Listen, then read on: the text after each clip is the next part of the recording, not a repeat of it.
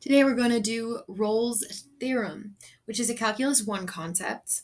Maybe it's an AP Calculus concept as well, depends. But if you're in college, then Calculus 1, towards the end of the Calculus 1 class is when you're going to be um, getting into Rolle's theorem, Fermat's theorem, mean value theorem, and so on. And basically, there's going to be three conditions here, and those three conditions, if they are met, are going to mean that you definitely have a critical point on a function within an interval. Now, I'm going to explain that because that was very general. I'm going to explain that in way more detail, and I'm just going to write down the conditions and explain them as I go.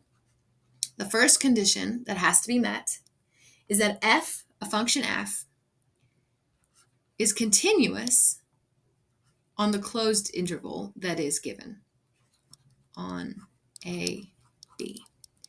And the reason that has to be closed is because you want to make sure that the entire interval is connected so that it's smooth, that x equals a and x equals b. There can't be any jumps or breaks and so on and so forth. So you want every single point, including the endpoints, to be defined for this condition. Well, the second condition is that f is differentiable on AB, but an open interval AB. So f is differentiable on AB. Now, why is that an open parenthesis interval? Why is that an open interval? It's because we're just, for this condition, we are just making sure that it's differentiable for every point in between. We don't need the endpoints particularly to be differentiable because we're looking at, for this one, we're looking at all the points in between. And you'll understand that better when we get to what that implies, the actual law that implies. Well, a theorem, not law. Don't call it a law, it's a theorem. The third condition is that f of a equals f of b. Well, that means that the endpoints are the same. Why do the endpoints need to be the same? Because it seems kind of random, right? Well, the endpoints need to be the same. First of all, nothing in math is ever random, but the endpoints need to be the same because that makes sure that there aren't any like vertical jumps or gaps, right? It kind of is in the same vein as making sure that f is continuous on the closed interval. In order for this theorem to be applied, it needs to be a completely smooth function, no jumps, no gaps, and it needs to be differentiable at every point except the endpoints. Now, we're going to draw some pictures, some graphs, and we're gonna think about this some more, right? Well, first of all, before we get to the actual theorem, because these are the conditions, we haven't gotten there yet. Let's work our way up to it. What would a graph look like if it satisfied all these conditions? Well, for example, it could look like a lot of things, but let's say it looked something like, oh, that's supposed to be orange.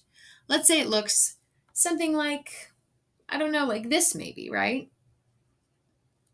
These are the same, okay? This is A, and this is B. And without ever taking our pen off the paper, we get from one point to the other. They're the same. They're continuous because we haven't taken our pen off the paper when we drew that, right? And they're differentiable. There's no discontinuities or vertical asymptotes or anything like that. So this satisfies all of these conditions. Now there's a million other graphs that would also satisfy these conditions. A much more easy version, for example, would be some constant like that.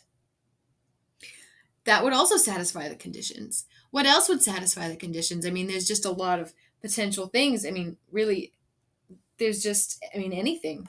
this would satisfy. This would satisfy the condition as well, right?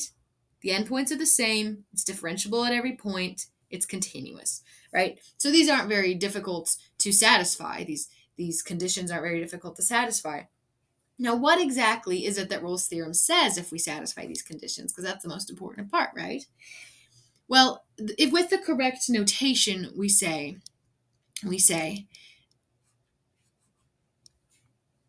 that there exists, well, actually, I'm not going to write it. I'm going to do it with the right notation. I'm going to write underneath what it means.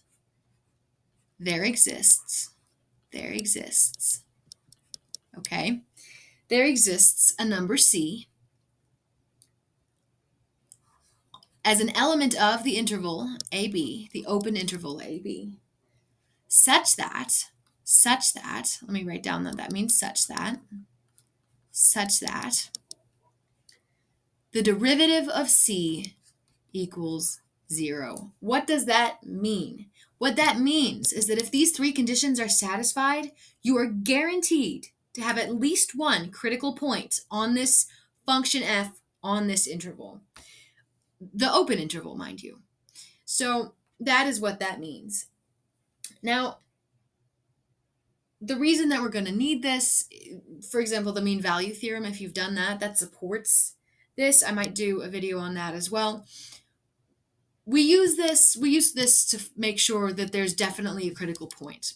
If you were looking for a critical point and you looked at a function and it didn't satisfy the conditions of Rolle's theorem, then you wouldn't bother trying to find the critical point, right? So it's used for a lot of things, but for example, if you're a Calculus 1, you're probably going to use it to check whether or not it's even worth checking for a critical point, right?